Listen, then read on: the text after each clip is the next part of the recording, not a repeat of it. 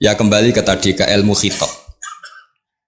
Kalau ini tidak dipelajari, maka orang Khawarij ini megang otoritas. Tidak bisa. Mereka enggak menguasai pintu surga maupun pintu neraka. Enggak bisa. Mereka dengan seenaknya, tobatnya orang yang pernah gini enggak diterima. Tidak bisa. Wilayah yang nerima tidak itu wilayahnya Allah Subhanahu wa Ta'ala.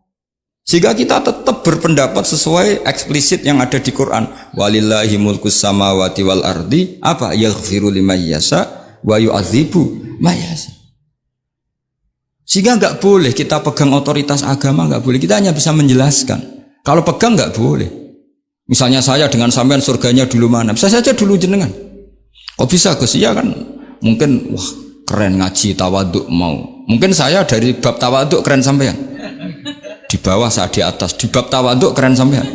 Sehingga kalau surga kok jalurnya tawaduk mesti dulu sampean. Karena sampean di bawah saya di atas. Tapi saya nanti protes sama Allah. Protesnya gini, posisi saya diperintah ya.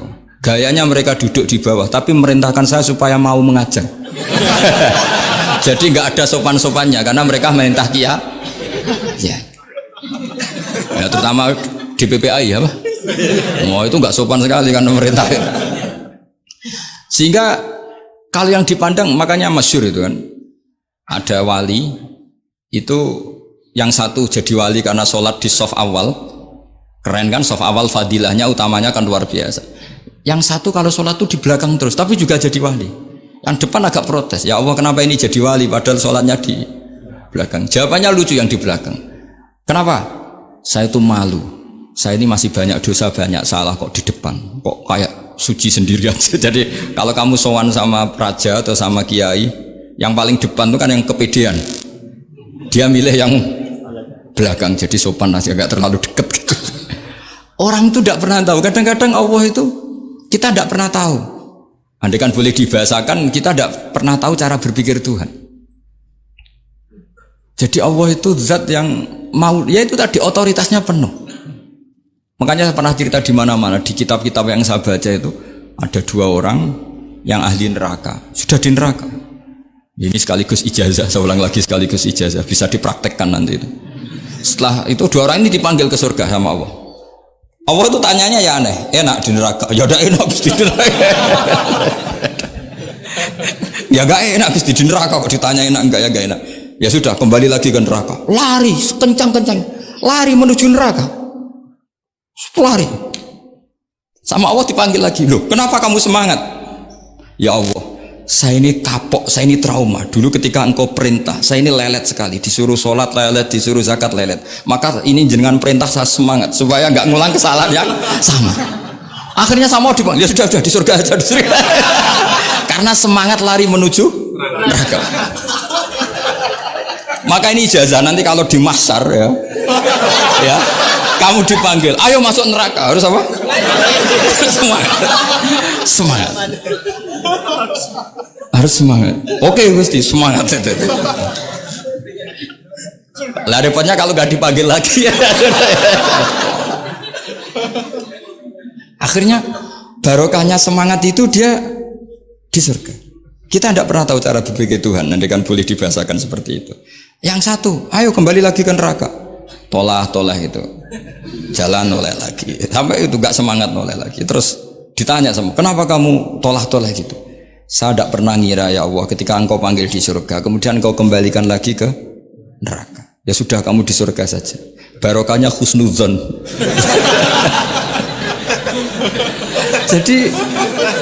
Jadi Tuhan itu unik. Makanya dalam tradisi ulama itu ad-dinu ar-riwayah, agama itu riwayat. Sebagian diredaksikan inna hadzal ilma dinun fanzuru amman ta'khuduna dinakum. Agama ini, ilmu ini agama, maka lihat riwayatnya. Karena kita tidak pernah tahu cara berpikir Tuhan. Kita harus mengikuti riwayat yang diutarakan Rasulullah SAW. Karena kita tidak pernah tahu. Kayak tadi ada orang diinjek, kita mesti kan terprovokasi ingin bela yang sujud menyalahkan yang injek. Tapi ketika yang sujud mencatut nama Tuhan, Allah tidak akan memaafkan kamu. Itu Tuhan tersinggung karena sifatnya direduksi satu, diambil satu, disembunyikan satu. Loh adek kan dia begini mungkin malah Allah maklumi. Saya tidak akan maafkan kamu. Enggak apa-apa Allah, kan saya. Kan tidak mencatut namanya Allah. Selama hidup saya tidak akan maafkan kamu. Allah nggak akan tersinggung.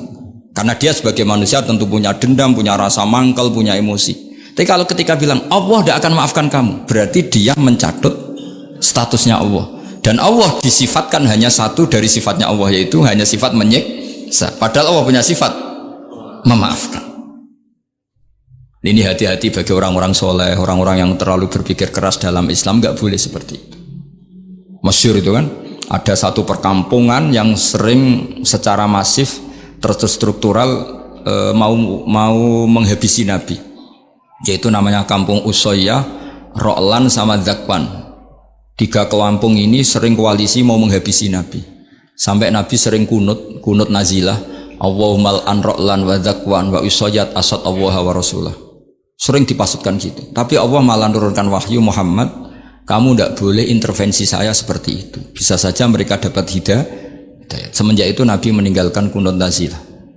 Terus dan sebagian ulama mengatakan itu awal diturunkannya ayat laisalaka minal amri syai'un au yatuba alaihim au yu'adzibahum.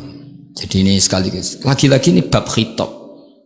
Jadi ya seperti kita punya, makanya orang itu tetap donga ya muqallibal qulub sabit qalbi ala dini, karena otoritas itu bagi yang punya. Maka kata malik, kata pemilik itu kunci dalam ilmu tauhid atau ilmu tafsir atau ilmu apa saja. Misalnya gini, saya punya rumah. Saya punya rumah yang ruangan depan itu ruang tamu, tentu dapat perlakuan khusus. Sering steril, sering bersih, bahkan dihias pakai bunga, pakai macam-macam. Ruangan tengah biasa. Ruangan belakang buat buangan sampah, buat WC, buat macam-macam. Sah apa enggak? Sah. Kenapa? Karena saya pemiliknya. Apa? Karena saya. Tapi kira-kira yang sedang di ruang tamu, tanah yang sedang di ruang tamu yang dimanjakan juga nggak boleh kumol luhur. Bisa saja suatu saat saya rubah pikiran, rumah saya tak balik dari menghadap utara ke selatan. Yang dulu WC jadi ruang tamu, yang ruang tamu jadi WC. Langsung perlakuannya rubah 180 apa derajat, jika 360 derajat. Nah itu yang di sini nih, kenapa orang soleh pun tetap takut sama Allah, karena Allah tuh yaf'alu ma yasha, bisa melakukan apa saja. Sehingga tradisinya ulama ketika zaman ini sudah rusak seperti ini, ulama-ulama tidak ada yang khawatir, karena Allah mensifati dirinya Al-Hadi sebagai zat penunjuk. Coba kita sudah tidak ditungguin nabi, nggak ditungguin wali, nggak ditungguin orang-orang soleh dulu, tapi agama itu ya jalan sampai sekarang. Ada orang ngaji, ada orang sholat, ada orang zakat. Andaikan agama itu diserahkan manusia, sudah kita tidak bisa mempertahankan agama ini di zaman seperti ini. Tapi karena Allah itu Al-Hadi, zat yang memberi petunjuk, dan sifat Allah Ta'ala pasti tata'atsaru bi khalqih, pasti ada akibatnya di makhluk. Seperti Allah mensifati dirinya Ar-Razzaq, yang memberi rizki. Buat zaman buyut-buyut perang dijajah Belanda ya tetap makan, ya tetap kawin. Kadang istrinya banyak padahal zaman jajan Belanda. Kita nggak dijajah aja susah. Dulu itu babah kamu istrinya 1 atau 2, buyut-buyut kamu banyak yang 2 padahal miskin. Karena Allah mensifati dirinya Ar-Razzaq. Buat keadaan kayak apa orang tetap dapat rizki. Begitu juga Allah mensifati dirinya Al-Hadi. Buat keadaan dunia rusak kayak apa tetap ada yang dapat hidayah. Jadi kamu tidak usah khawatir terhadap agama ini, karena Allah mensifati dirinya apa? Al-Hadi, zat yang memberi kayak apa Amerika, kayak apa Korea. Saya itu pernah di Korea, katanya negara ateis. Di sana TKI yang nyari uang, ternyata di sana itu bikin masjid. Coba kalau Allah menghendaki, di Korea ada masjid. Karena bikin masjid gak boleh, kalau nyewa boleh. Jadi Korea itu ada satu aturan kayak di Jepang, kayak di umumnya negara maju, yang sudah fungsi sosial itu tetap sosial, gak boleh menambah yang baru. Jadi kalau dari gereja dibeli masjid boleh, tapi kalau tanah lapang dipakai masjid gak boleh karena ngurangi tanah. Tapi kalau dari gereja jadi masjid boleh, dari bar untuk masjid boleh, dari pantai asuhan jadi masjid boleh. Pokoknya yang fungsi sosial. Saya pernah ngaji di masjid itu, bawahnya bar, atasnya gereja, atasnya lagi masjid. Kadang ya balik masjid dulu, bar, baru gereja. Karena memang yang sudah kawasan sosial ya kawasan publik ya untuk publik. Kita tidak pernah mengira kalau di sana ada tauhid. Tapi Allah itu Al-Hadi, apa? Allah itu Al-Hadi. Sehingga ya delala ada orang Indonesia kerja di sana, terus nuraninya tersiksa kalau tidak ada tempat sujud. Akhirnya mereka urunan bikin Itu banyak yang santri saya sering ngaji saya. Ya saya ulang lagi ya. Jadi cara mikir khitab sama Allah gitu dulu ya. Enggak boleh kamu berpikir khawarid yang membatasi kekuasaan atau hidayatnya Allah Subhanahu wa ta'ala. Karena kita tidak pernah tahu. Salaba ngomong gitu itu masalah besar. Karena mengatakan kekasihnya Allah itu pemungli. Karena tadi, wah ini tidak zakat lagi tapi apa? Pungli. Ini apa? Pemerasan. Karena tadi jumlahnya sudah sekitar 4.000, zakatnya kan banyak sekali. Makanya saya mohon, saya model di UI itu setuju. Kalau zakat ya dimulai dari kecil lebih ringan. Misalnya kita gaji 1 juta, dipotong 25.000 kan ringan. Tapi kalau gaji kamu 1 miliar, kan mendingan untuk bayar supir buat yang jaga gudang, kan mesti pikirannya sudah macam-macam daripada dipakai zakat. Ya, jadi diantara menganalisis Quran adalah apa? Dudukkan Allah sebagai malikul umur kulliha, yang menguasai semua urusan. Tapi kalau kita apapun hebatnya hanya sebagai ulama, hanya sebagai mufti, hanya sebagai kiai, itu tidak punya otoritas. Sehingga misalnya banyak kan, misalnya anak yang kita cintai, kita modali malah bangkrut, yang tidak kita modali malah kaya, karena urusan tidak di tangan kita tapi di tangan Allah Subhanahu wa ta'ala. Masjid juga gitu. Masjid yang dikelola secara sehat, ramai jamaahnya gini-gini, itu dikelola oleh manajemen. Ada masjid yang kelihatannya sepi, jamaahnya ya sedikit apa, tapi kadang-kadang diridhoni Allah.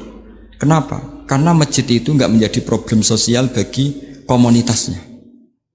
Saya beri contoh ya, masjid ramai tentu baik, enggak perlu saya ceritakan, karena masjid ramai itu ya mesti baik. Masjid yang banyak jamaahnya tentu baik, itu enggak usah dibicarakan. Tapi ada beberapa masjid yang sepi, tapi Allah itu suka. Kenapa? Karena lembaga agama itu enggak boleh mengganggu sistem sosial.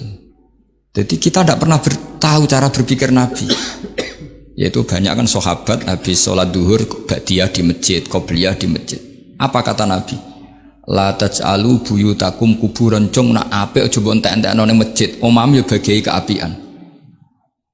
Rumah kamu jangan jadikan kuburan. Jadi sholat sunatnya di masjid, ba'diyahnya di masjid. Pulang-pulang tanya, "Mah, makannya di mana?" Terus marah-marah karena kurang disediakan makanan. Kan lucu kan? Di masjid qobliyah, ba'diyah, pulang-pulang tanya apa? Makanan. Tersinggung lagi kalau belum disediakan.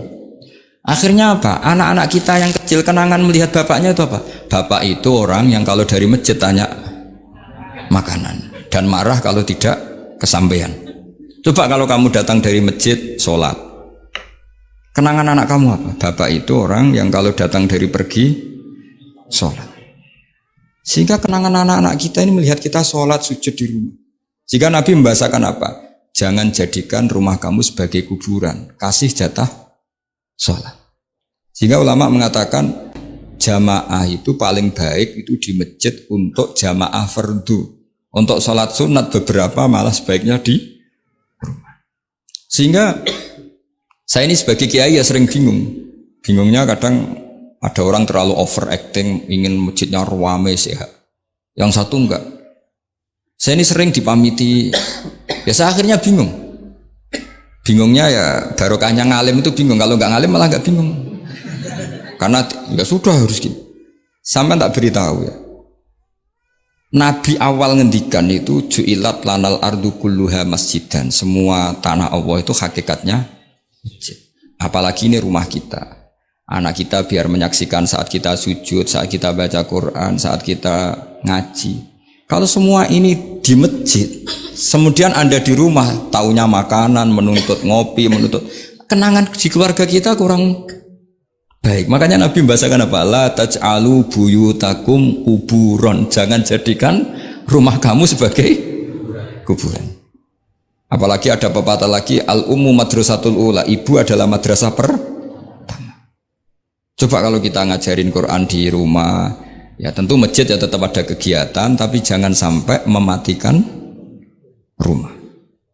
Sehingga kita sebagai ulama itu ada masjid ramai ya seneng, ada masjid setengah ramai ya nggak apa-apa, asal efeknya menyebar ke masyarakat. Jadi ramainya masjid ya baik, tidak ramai kalau yang ramai ibadah di rumah-rumah juga baik. Maka dulu zaman Nabi Musa malah istilahnya waj'alu buyutakum qiblata wa aqimus sholat. Jadikan rumah kamu sebagai kiblat, sebagai tempat ibadah. Coba kenangannya Nabi kalau sholat malam itu di rumah apa di masjid? Di rumah, sehingga Aisyah punya kenangan sampai hatta waromat qodamau, sehingga tangan kakinya Nabi bengkak. Dan Nabi alami saja. Kamu kira Nabi sholat punya kayak anak-anak sekarang kan yang ada ruang sholat? Ternyata hanya dipasang sajadah sama tasbih, nggak pernah dipakai. Kalau Nabi enggak, yang dipakai Sayyidah Aisyah itu ya tempat sholat. Sehingga kata Aisyah, Nabi itu sholat di tempat tidur saya. Kalau Nabi sedang berdiri, kakiku tak selonjorkan. Kalau Nabi sujud, kakiku tak ingkretkan. Ya di tempat Sayyidah Aisyah tidur itu. Nabi sholat. Pas berdiri kan berdirinya Nabi lama, Aisyah selonjor. Pas Nabi mau sujud, kakinya diingkretkan. Segampang itu Nabi. Akhirnya apa? Kenangannya Aisyah sebagai istri itu doa-doa tahajud, doa-doa. Coba kalau Nabi tahajudnya di masjid, Sayyidah Aisyah tidak punya kenangan doa-doa apa? Tahajud. Sehingga kita harus ngikuti ngaji. Sehingga kalau nuruti teori ya, sholat itu ibadah. Sebaiknya kalau ibadah ya di tempat ibadah. Tidak seperti itu cara pandang. Kata Nabi, semua buminya Allah adalah saksi kita ketika ketemu Allah. Semakin saksi itu banyak, maka semakin baik. Maka kalau sholat sunat, kesunatannya itu pindah-pindah tempat. Tapi ya jangan terlalu habis di sini terus pakai mobil ke sana gitu. Iya, kalau pas di perempatan ada orang cantik nggak jadi diterusin nanti. Tapi ini sama saya cerita ya. Jadi di antara mengkaji Quran itu mengkaji cara Allah membuat khitab. Dan yang kunci semua adalah Allah adalah zat sing otoritatif malikul umurikul dia.